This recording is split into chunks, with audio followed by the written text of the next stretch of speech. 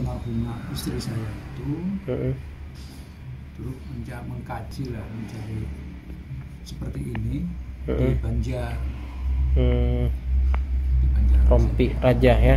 Terus ini dikasih semacam ini sebagai ya pegangan, ada kata ada musuh, ada apa macam segala itu supaya kebal ya, paling tidak itu suruh pakai dipakai di badan ini. Kemudian ya, rompi kebal. Nah kemudian ya termasuk kisahnya itu almarhum kakaknya itu kebal, termasuk Kebal apa yang dibantu non itu kebal ya. Nah terus meninggal. Nah dikasihkan sama almarhumah istri saya. Dan saya dulu karena saya tidak tahu persis ya, lama kelamaan aku meragukan juga ini. Mending pakai rompi anti peluru sekalian. Nah ini harus ditaubati Pak ya. Hal-hal seperti ini sepele Pak, tapi ini berkaitan dengan akidah dia. Pokoknya dalam Islam itu tidak bertentangan dengan akal sehat dia. Islam itu tidak bertentangan dengan akal sehat. Kita hidup di dunia ini Allah berikan kita fasilitas, manfaatkan apa yang ada di bumi ini. Semua tumbuhan, tanaman boleh kita manfaatkan kalau dia memang memiliki manfaat seperti yang kita inginkan. Silahkan. Tapi kalau dia tidak punya manfaat seperti itu kita gunakan, justru akan merusak nanti dia. Kita menggunakan fasilitas kesehatan aja Pak, sakit gigi misalnya, datang ke dokter mata, nyambung nggak?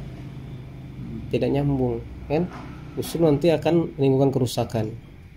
Begitu pula kalau kita menggunakan sesuatu yang di luar dari kemampuan atau kapasitasnya.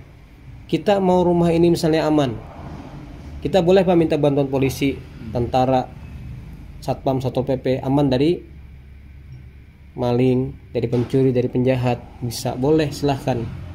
Tapi kalau mau rumah ini aman dari bencana, dari musibah, dari gangguan jin sihir, maka tentara manapun, polisi manapun, satpol pp manapun, satpam manapun tidak punya kemampuan untuk menjaga kita dari hal seperti itu, menjaga rumah kita. Ya Pak ya. Karena kemampuan itu tidak Allah letakkan pada benda atau makhluk manapun. Karena kemampuan itu hanya dimiliki oleh Allah, haknya Allah. Kalau kita membutuhkannya, maka berlindung kepada Allah dengan cara berdoa, berzikir atau baca Al-Quran, bukan dengan cara yang lain ya. Dengan cara berzikir, berdoa atau baca Al-Quran, dibacakan, bukan juga ditulis-tuliskan. Kalau ada orang gunakan tulisan Al-Quran untuk jimat, untuk perlindungan, ini penyimpangan terhadap syariat.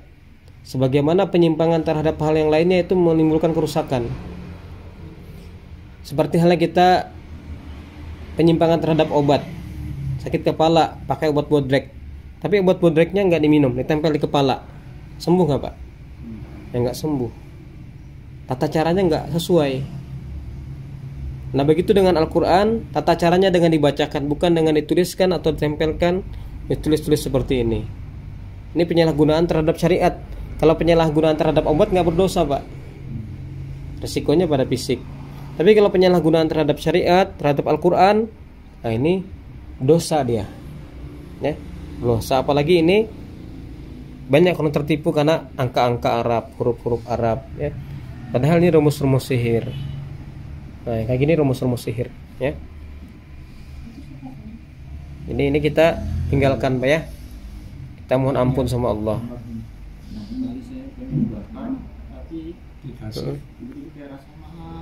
Dulu saya pengen bakar ini. Udah lama.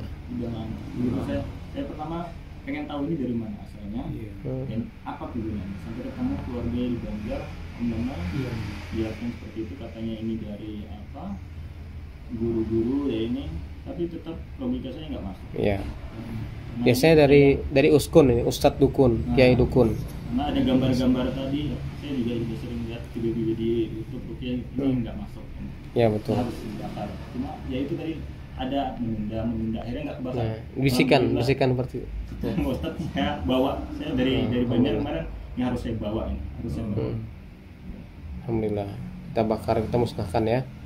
Kita berlepas diri dari hal seperti ini. Rompi anti bacok. Ya kalau pakai rompi anti peluru masuk akal kan, manusiawi. Makanya kata Rasulullah, di antara yang membinasakan itu kita menggunakan sesuatu yang tidak Allah letakkan hujah kepadanya. Hujah itu maksudnya Allah tidak letakkan kemampuan, fungsi atau potensi pada hal itu, tapi kita gunakan. Atau maknanya juga kita menyerahkan sesuatu kepada yang bukan ahlinya, bidangnya, itu akan terjadi kerusakan. Sama dengan kita menggunakan sesuatu yang tidak Allah letakkan hujah kepadanya. Gitu Pak ya. Jadi kita berlepas dari hal seperti ini Pak ya. Alhamdulillah. Hancuran rompi tebal.